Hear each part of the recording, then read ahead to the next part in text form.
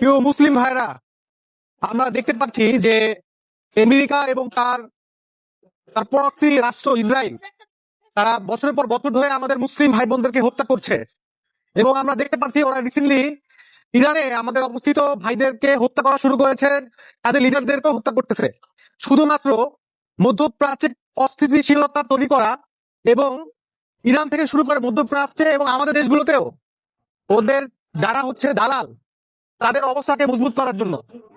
প্রিয় মুসলিম ভাইয়েরা, আমরা রিসেন্টলি লক্ষ্য করেছি আমেরিকা মিসাইলের মাধ্যমে এবং পরের মিসাইলটা পড়েছে পাশের মসজিদে, কারণ আমাদের এই ছোট ভাইয়ের বোনেরা পরবর্তীতে আশ্রয়ের জন্য পাশের মসজিদে গিয়েছিল। প্রিয় মুসলিম ভাইয়েরা, আমরা আরো লক্ষ্য করেছি বছরের পর বছর এই ইসরায়েল এবং আমেরিকা মিলে ইসরায়েলে গাজায় আমাদের মা বোনদেরকে হত্যা করতেছে।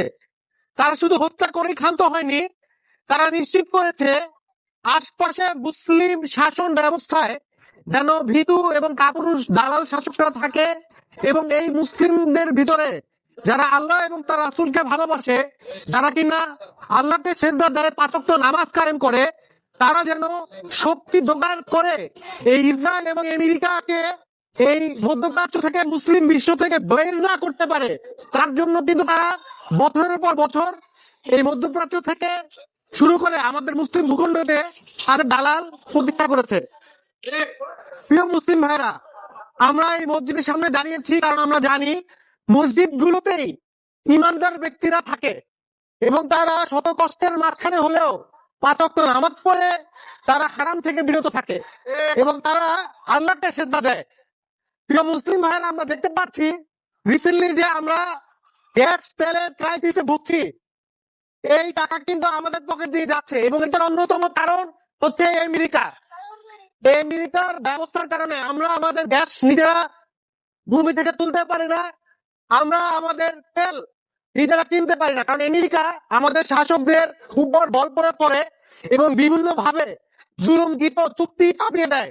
আমরা দেখেছি বিগত সরকার যে কিনা নোবেল প্রাপ্ত ছিল এবং এর আগের সরকার আমরা যদি দেখি যে মায়ানমারে তারাও নোবেল প্রাপ্ত ছিল, এরা কি করে আমেরিকা এদেরকে নোবেল প্রাপ্ত দিয়ে এরকম মুসলিম ভূখণ্ডে যখন বসায় তখন তারা চুক্তি করে, চুক্তিগুলো হয় দাসত্বের চুক্তি। কেমন?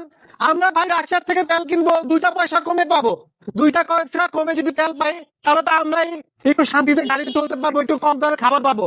কিন্তু আমরা যদি কম দামে খাবারটা না পাই, শান্তিতে না চলতে পারি এবং আমরা যে 40-50 বা 1 লাখ টাকা কামায়া আমাদের বাচ্চাদেরকে বা আমাদের ঘরের বউদেরকে খাওয়াই, এটাও যেন আমরা কষ্ট করে খাওয়াই, আমরা যেন সস্তা একটু খাবার না পাই, এটা নিশ্চিত করার জন্য আমেরিকা আমাদের শাসকদেরকে খুবই জোরদার করে প্রেসারাইজ করে এবং কিছু দালাল যারা কিনা আল্লাহ এবং তার রাসূলকে ভয় পায় না, তারা এবং আল্লাহ রাসূলের হুকুম মানে না, তারা হুকুম মানে আমেরিকার, তাদেরকে দ্বারা আমাদেরকে কিছু চুক্তি সই করায়। চুক্তিগুলো আসলে ভাই দাসত্ব।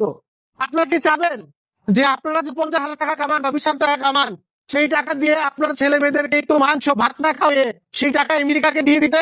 কখনোই চাবেন না, কারণ দিন রাত পরিশ্রম করেন আপনারা সেই টাকাটা দিয়ে আপন মানুষকে খাওয়ানোর জন্য। কিন্তু আমেরিকা কি করে? এই দেশের শাসক গুলোকে বসায় আমাদের এমপি মন্ত্রী আর তথাকথিত সুশীল সমাজ, তারা বলে তারা বুদ্ধিজীবী। তারা আসলে বুদ্ধিজীবী না, তারা আসলে আমেরিকার দালাল এবং তাদের পেট চলে আমেরিকার ফালানো $2-4 উপরে। এবং দেখবেন তাদের বউ বাচ্চারা আমেরিকার ওদিকেই থাকে, কিন্তু তারা যে চলে, তারা চলে হচ্ছে আমাদের কপালের উপর দাসত্ব করে।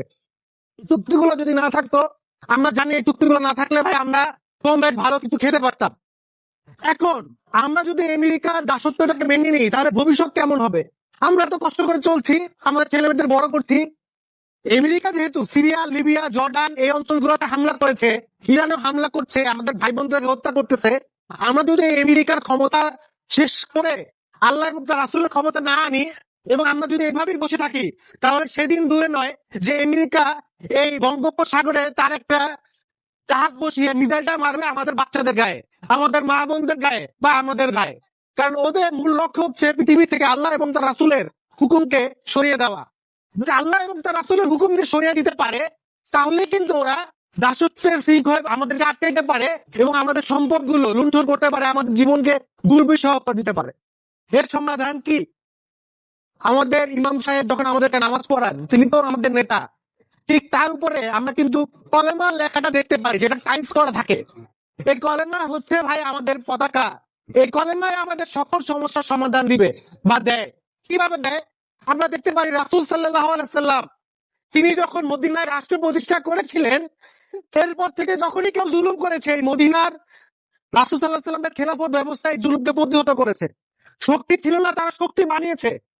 তারা রোম পারস্যের মতো তৎকালীন আমেরিকান এবং ইসরায়েলের মতো জালেম শাসকদের গলা কিন্তু তারা চেপে ধরেছে। রাসূল সাল্লাল্লাহু আলাইহি সাল্লাম এটা করেছে কারণ রাসূল সাল্লাল্লাহু আলাইহি সাল্লাম মদিনায় কোরআন দ্বারা শাসন করতে শুরু করেছিল এবং মদিনায় যে রাষ্ট্র প্রতিষ্ঠা করেছিল সেটা হচ্ছে সাদ বিন মুআযের মাধ্যমে। আমরা তাদেরকে চিনি। তার ছিল মদিনার সেনাবাহিনীর প্রধান এবং মদিনার ক্ষমতাশালী ব্যক্তি। ঠিক তেমনি আমরা যারা এখানে নামাজ পড়তেছি, আমাদের মধ্যে এখানে স্থানীয় ব্যক্তিরা আছে, তাদের ছেলেমেয়েরা আছে বাংলাদেশ সেনাবাহিনীতে, তাদের ছেলেমেয়েরা আছে সচিবালয়, তাদের ছেলেমেয়েরা আছে মন্ত্রী হিসাবে, তাদের আত্মীয় স্বজন আছে প্রভাবশালী বা তারা নিজেরা প্রভাবশালী। এবং যারা আমরা খেটে খাওয়া হালাল ভাবে চলি, তাদেরও দায়িত্ব এই প্রভাবশালী লোকদের শুরু করে সবাইকে মনে করিয়ে দেওয়া এবং বলা যে আমরা কোরআন সুন্নাহ শাসন চাই এবং আমরা রাসূল সাল্লাল্লাহু আলাইহি সাল্লামের এই খেলাফত ব্যবস্থাটা চাই, যেটা রাসূল সাল্লাল্লাহু আলাইহি সাল্লাম মদিনায় প্রতিষ্ঠা করেছিল। এই খেলাফত ব্যবস্থা থাকলে পাকিস্তানের পারমাণবিক বোমাটাও থাকবে আপনার এবং আমাদের, তুরস্কের বাইরাকটা জড়ানো থাকবে আপনার এবং আমাদের, তুরস্কের এই মেজাজটাও থাকবে আমাদের, এবং এগুলো সম্পূর্ণভাবে মুসলমানদের সম্পদ রক্ষা এবং আমাদেরকে রক্ষা করার ক্ষেত্রে অংশগ্রহণ করবে। এবং আমাদের নেতারা কখনোই আমেরিকাকে বলবে না তোমার চুক্তি, তোমার ডলারে কাগজের ডলারের চুক্তি আমরা মেনে নিব এবং আমাদের জনগণকে কষ্ট দিব। তখন আমাদের নেতারা বলবে সুইস খাল থেকে শুরু করে আমাদের এই দিকে যদি তোমার একটা চাল দেখি তোমাকে তো মায়ের দিব দিব, এই মিসাইল গুলা কিন্তু কথা বলবে, তোমরা সাবধান হয়ে যাও। কিন্তু আমরা যদি সেই খেলাফত রাষ্ট্র ব্যবস্থা প্রতিষ্ঠা না করি এবং আমরা যদি এই আমেরিকার চাপানো এই শাসন ব্যবস্থা মেনে নিই, যেখানে আমাদের শাসকরা যতই চেষ্টা করুক তাদের হাত পা বেঁধে রাখে, কিন্তু দীর্ঘমেয়াদীতে আমাদের এই জনগণ আছে তাদের উপর জুলুম এবং নিপীড়ন আরো বাড়বে। আমরা দেখতে পারি আমাদের মধ্যে যারা ইমাম আছে তারা হচ্ছে আমাদের নেতা, তাদের কাছে আমরা সমাধান নিব, তারা আল্লাহ এবং তার রাসূলের পথে কোরআন সুন্নাহ দ্বারা সমাধান দিবে। কিন্তু যখনই এই সিস্টেম থাকে তখন আমাদের এই মন্ত্রী এমপিরা সমাধান নেয় কার কাছে? ইমাম সাহেবের কাছে না, তারা যায় হচ্ছে আমেরিকার কাছে, তারা যায় জাতিসংঘের কাছে। এবং তারা কি কোরআনের সমাধান দেয়? কখনোই দেয় না। তারা দেয় তাদের স্বার্থ দেখে। তারা চিন্তা করে যে এদের যদি তেলগুলো আমরা আটকে দিতে পারি তাহলে এদের সম্পদগুলো আমরা লুণ্ঠন করতে পারবো। তাহলে ভাই সমাধান একটাই, আমরা রাসূল সাল্লাল্লাহু আলাইহি ওয়াসাল্লামের পথ অনুসরণ করব। রাসূল সাল্লাল্লাহু আলাইহি ওয়াসাল্লাম যে শাসন ব্যবস্থা আইন করেছিল, যেটা উসমানী খেলাফত ছিল, উমাইয়া খেলাফত ছিল, এবং শেষমেশ ওসমানী খেলাফতের মাধ্যমে এটা পুরো পৃথিবীতে সুপার পাওয়ার হিসেবে ছিল। আমাদের মধ্যে আমাদের সম্মানিত ইমাম সাহেব চলে এসেছেন।